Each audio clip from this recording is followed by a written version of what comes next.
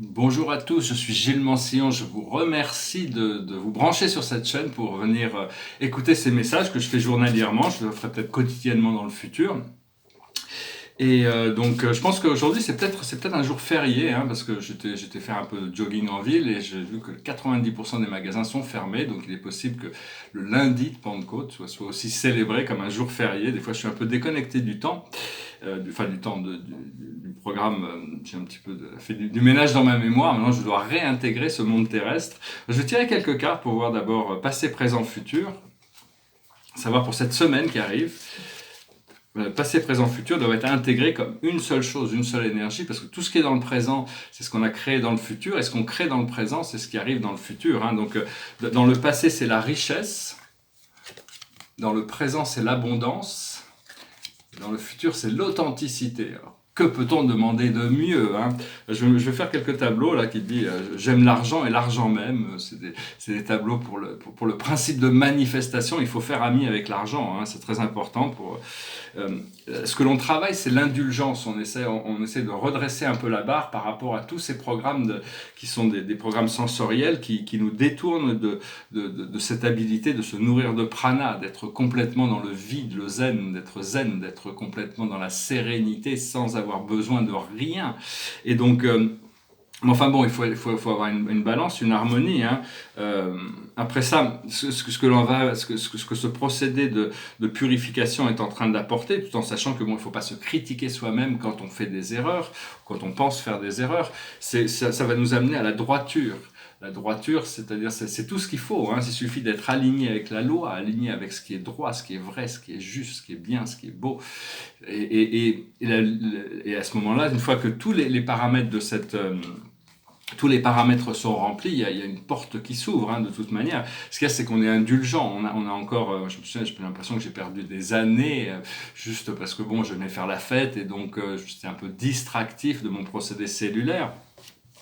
Alors je vais discuter de quelques idées. Là. Ce que je veux dire, c'est que l'ascension, en essence, c'est se réveiller à la vérité de qui on est, c'est tout. Hein. Il y a pas de, c'est savoir qui on est, se reconnaître dans cette vérité. Savoir qu'on est en réalité, on est un esprit, on est une personnification du Dieu éternel, de la source, une âme éternelle. Mais on n'est pas plus que ça, hein. On n'a pas besoin d'être plus que ça, c'est tout. On a besoin d'être nous-mêmes. Comme disait l'oracle de Delphes, qui était l'oracle de Gaïa, qui est devenu l'oracle de Zeus, et qui finalement est devenu l'oracle d'Apollon. Connais-toi toi-même, rien de trop. Tout ce qui est en trop nous empêche de nous connaître nous-mêmes en tant qu'être éternel. C'est pas la peine vraiment de, enfin je veux dire, c'est pas la peine, c'est des procédés que chacun y arrive à son temps, mais de prier sur des dieux extérieurs à nous-mêmes, c'est-à-dire c'est des projections dans le monde astral qui reflètent toujours une illusion. Hein. Donc quand on se tourne vers la source à travers notre cœur, et avec notre intention, on peut se tourner vers le Dieu éternel au centre de l'univers des univers. On peut considérer que c'est externe à nous-mêmes, mais ça existe aussi à l'intérieur de notre cœur. Cette force est aussi à l'extérieur de nous. Et le pouvoir, vu qu'on a été créé à l'égal de Dieu, il vaut mieux savoir qu'on est un, comme Jésus disait, moi et mon Père sommes un. Vous êtes un avec votre source, un avec le Créateur, et donc vous priez à votre moi supérieur, à votre être véritable, au Dieu éternel qui est votre source. Et donc c'est beaucoup plus efficace aussi, plutôt que, même bon, les prières de supplication sont efficaces, mais d'invoquer cette présence divine, c'est encore plus efficace. Hein. Ça ne veut pas dire qu'il ne faut pas prier et faire évoluer son principe de prière. Savoir aussi que quand on rêve, on a une double vie. Quand on dort, on ne sait pas où on est, mais on fait toutes sortes de choses et on arrive à faire des choses pendant la nuit parce qu'on n'a pas l'interférence de l'esprit critique et du monde physique. Donc notre âme, notre conscience remonte à l'âme et on fait des tas de choses et des fois on arrive à communiquer ou recevoir des rêves. Et quand on fait des rêves, toutes les personnes dans nos rêves ne sont pas des autres âmes, sont des extensions de nous-mêmes, pour nous, qui ont des significations ou qui nous permettent aussi, dans les rêves, le monde des rêves, les plans astraux, c'est un endroit où on peut faire des tests, où on peut expérimenter les choses, où on peut faire des choses que l'on ne peut pas faire dans le monde physique, et donc c'est un plan très important, et c'est bien de prendre des notes sur ces rêves, garder un journal, créer sa propre pyramide de lumière dans la 5e dimension. Ça, c'est extérieur à nous-mêmes, mais c'est-à-dire c'est au-dessus de nous. On crée une pyramide de lumière, une pyramide de cristal, et on projette notre conscience là-bas. Et dans cette pyramide de cristal, c'est-à-dire on peut toujours y retourner. Il faut apprendre à y retourner, la solidifier dans notre conscience. Et dans cette pyramide de cristal, il y a que des êtres supérieurs, nos guides, tous ceux que l'on invite, les anges, les archanges, les maîtres ascensionnés. Il y a aucune force d'interférence, donc c'est toujours un endroit, c'est une sorte de refuge où et ces pyramides sont connectées en réseau, ils sont connectés aux villes de lumière aussi, où il y a des communautés célestes qui gèrent le monde que l'on ne connaît pas encore. Un autre aspect qui est intéressant, de plus en plus on va revenir, c'est de vivre un peu comme les aborigènes ou les peuples primitifs, c'est de manière beaucoup plus cérémoniale, arriver à ce que la vie soit une sorte de cérémonie, pour arriver à rentrer dans ce flot de grâce. Hein. Les peuples primitifs sont quand même sont remis à l'honneur un jour. Hein. Parce qu'on ne peut pas atteindre la perfection dans la 3e et la 4e dimension. C'est des plans qui seront toujours dualisés. Au fur et à mesure que l'on atteint des niveaux de perfection, on s'élève dans ce plan unifié de la 5e dimension, où la perfection a toujours existé. Donc c'est juste une question de notre conscience puisse s'élever jusqu'à ce niveau. Savoir que le grand soleil central de l'univers, c'est Dieu, c'est la source de toute la vie dans l'univers. C'est une force vivante. Vous pouvez l'imaginer comme une grande sphère de lumière sacrée, une grande sphère de lumière blanche. Et il faut essayer de communiquer le plus possible, d'être conscient de cette force et pouvoir s'alimenter, un petit peu comme si on était une batterie, s'alimenter de cette lumière divine. Et puis au fur et à mesure qu'on va retrouver nos pouvoirs de création, on va devenir égal à Dieu. On va avoir toutes sortes de pouvoirs, pas égal à Dieu dans le sens de l'infini ou de l'absolu, mais il faut être des dieux bienveillants. Au plus on nous donne de pouvoir, au plus notre bienveillance est importante, parce que dans le passé, tous ces pouvoirs étaient donnés en Atlantis, mais il y a eu des abus de pouvoir, c'est-à-dire que même on peut voir dans les mythologies, tous les dieux des mythologies sont des êtres qui ont réalisé leur union avec Dieu, mais il y avait toujours cette lutte de pouvoir entre eux, donc il faut arriver à s'harmoniser sans avoir besoin de créer de dualité. Et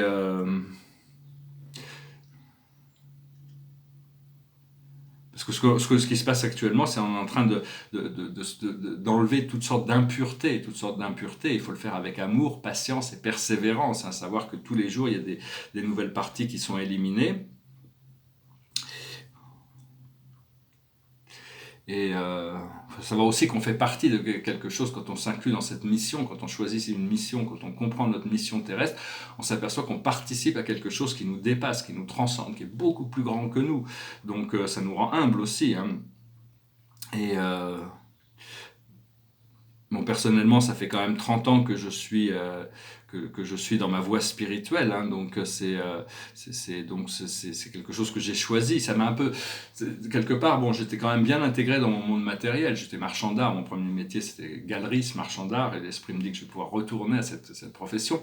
Donc c'est un métier très agréable, de toute manière, on apprend des choses et c'est une bonne qualité de vie. Mais à un moment donné, j'ai découvert la spiritualité, j'ai commencé à produire des tableaux, et donc je me suis tourné, je suis devenu un peu un ermite. C'est un peu comme si j'étais rentré dans un temple, j'avais une vie un peu monastique, où je me suis complètement consacré à mon évolution spirituelle. Ce qu'il y a, c'est que ma mission terrestre, maintenant, je dois me réintégrer dans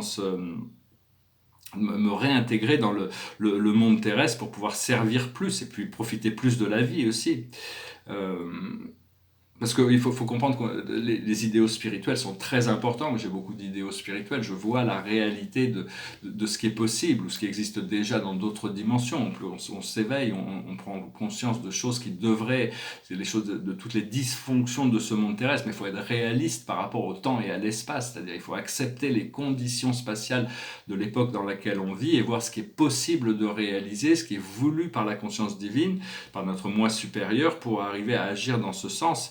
Mais on n'est pas là pour tout réparer ou pour même réparer, on est juste là pour assister la progression de la transformation vers quelque chose de mieux, de meilleur, et voir qu'est-ce qui est possible dans les conditions des situations présentes, et arriver à diriger les énergies vers quelque chose qui est voulu.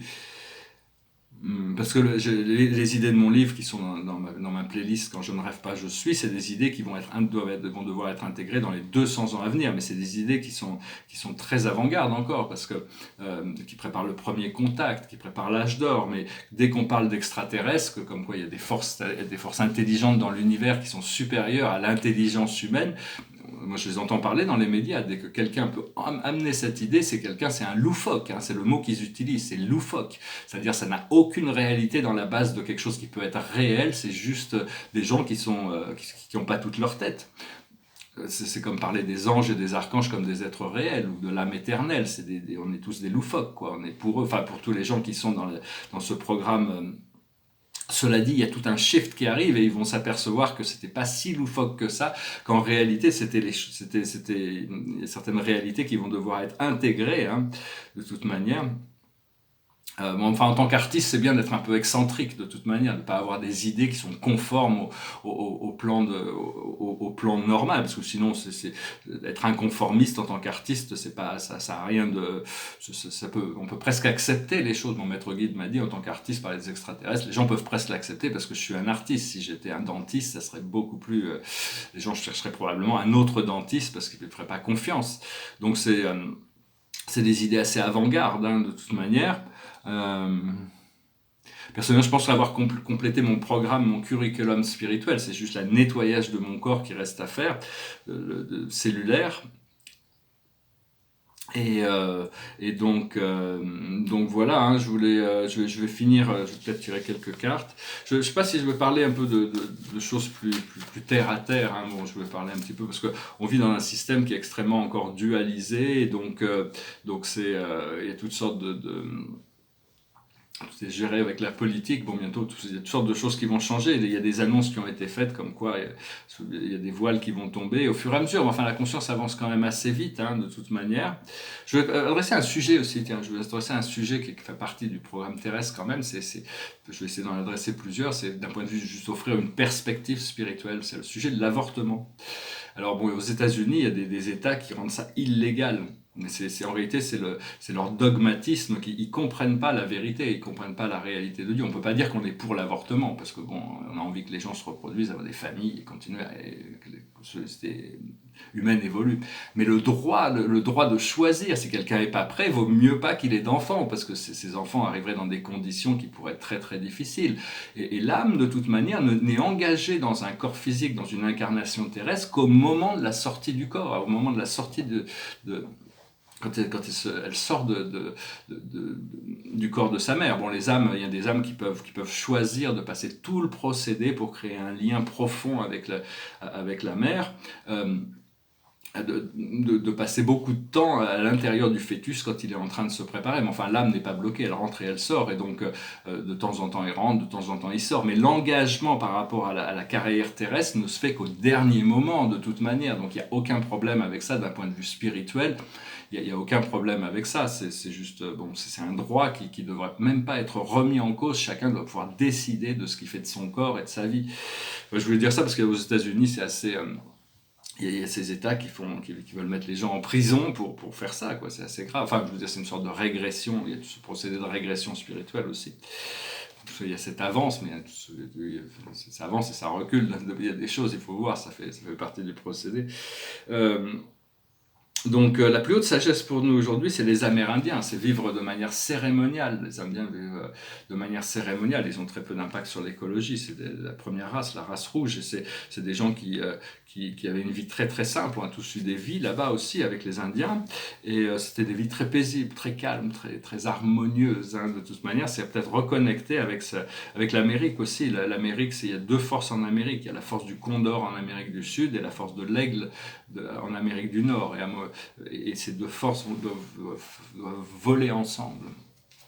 Ce que l'on doit comprendre, c'est les guerres et les batailles. Il faut déjà faire la paix à l'intérieur de nous, arrêter de lutter contre notre moi supérieur, parce que c'est des choses qui vont... parce que même toutes ces choses ont une fonction, hein, mais c'est pas personnellement, bon, je suis quelqu'un qui cherche à apporter plus de paix dans le monde, hein. On a tous des missions différentes, mais enfin il y a des gens qui sont des guerriers, hein, de toute manière, mais à un moment donné il faut se pacifier, ça veut pas dire que Et bon, j'entendais dans les médias, ils disaient, oui, mais en France, si on arrêtait de vendre des armes de guerre à des pays étrangers, ça créerait il y a 60 000 emplois qui seraient perdus et on peut pas se permettre de perdre ces emplois. C'était un petit peu comme les marchands d'esclaves, hein. Alors, on va garder l'esclavage parce que les marchands d'esclaves vont perdre leur boulot. Non, il faut rediriger toute cette technologie, parce que c'est des compagnies qui sont très avancées technologiquement, vers l'exploration pacifique de l'espace. Il y a toutes sortes de ressources à découvrir, donc il y a toutes sortes de moyens. Enfin, d'aller vendre des armes. Moi, je considère que la France, en tant que pays des droits de l'homme, n'est pas, c'est pas éthique de profiter de la souffrance des autres en vendant des armes de guerre. Parce que ces armes de guerre vont forcément servir, vont forcément souffrir.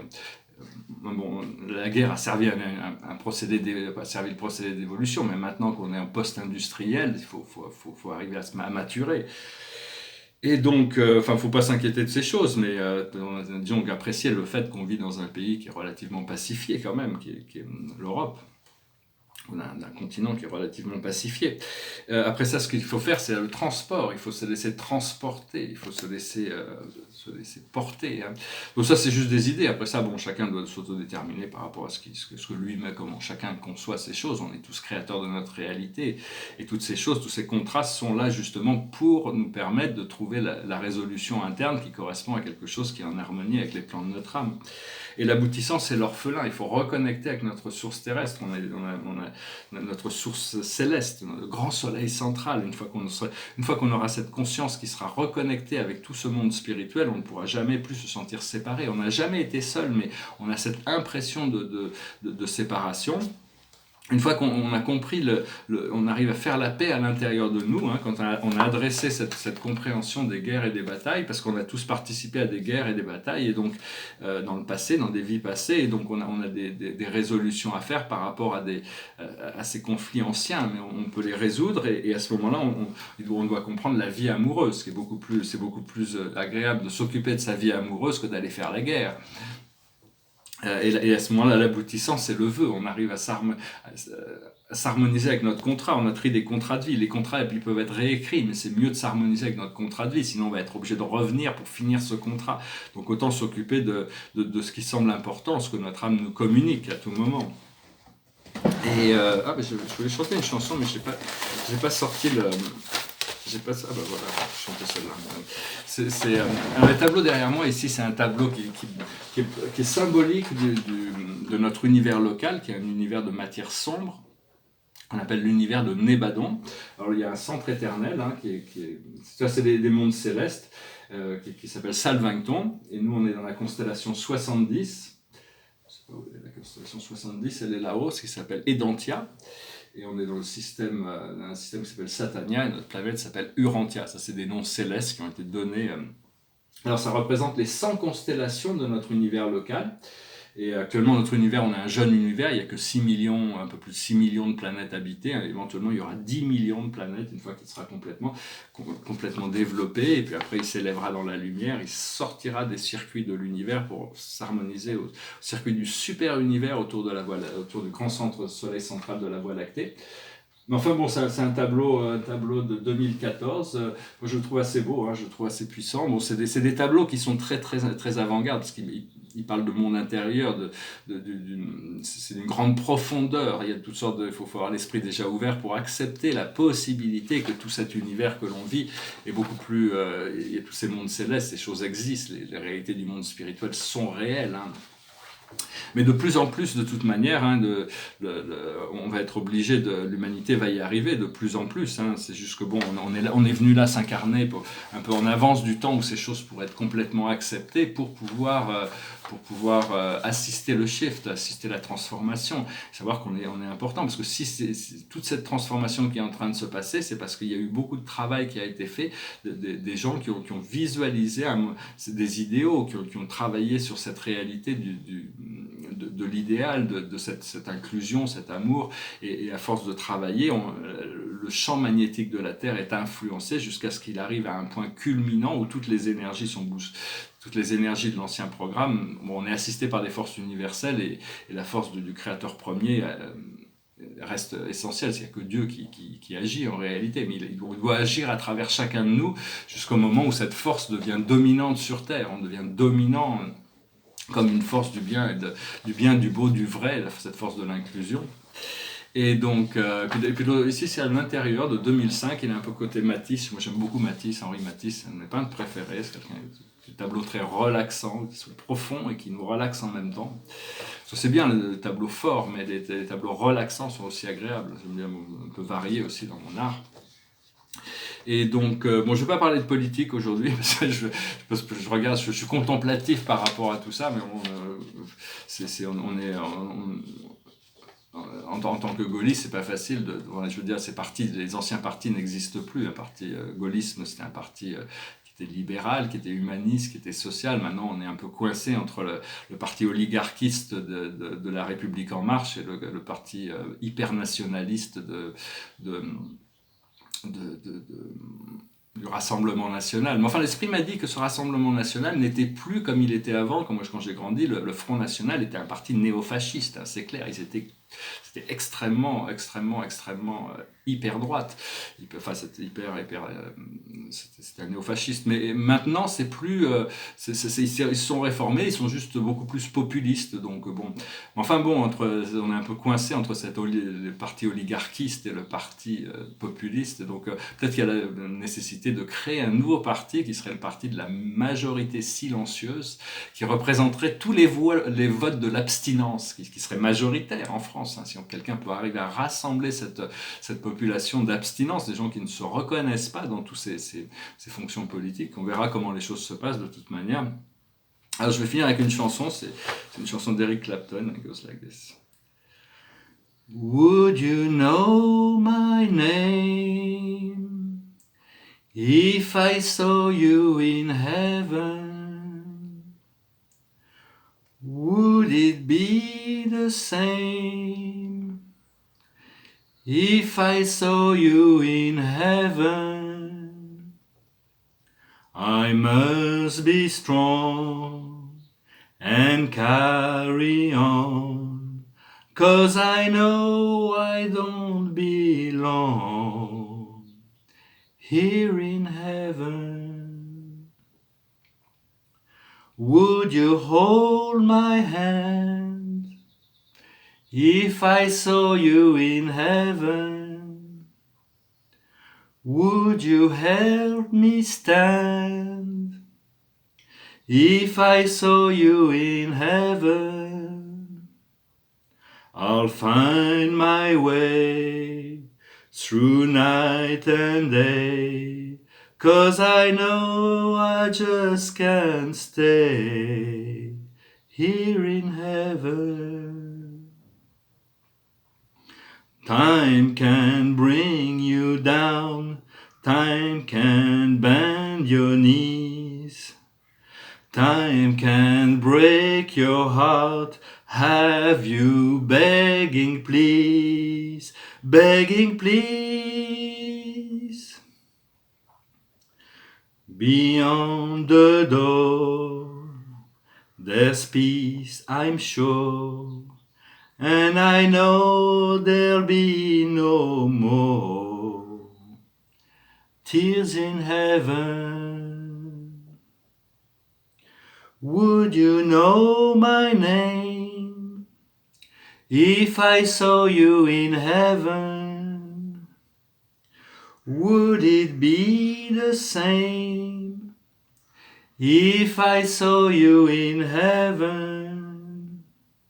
I must be strong and carry on, 'cause I know I don't belong here in heaven. 'Cause I know I don't belong here in heaven. Ah, très belle chanson, hein. Est-ce qu'on se reconnaîtrait si on se croisait au paradis?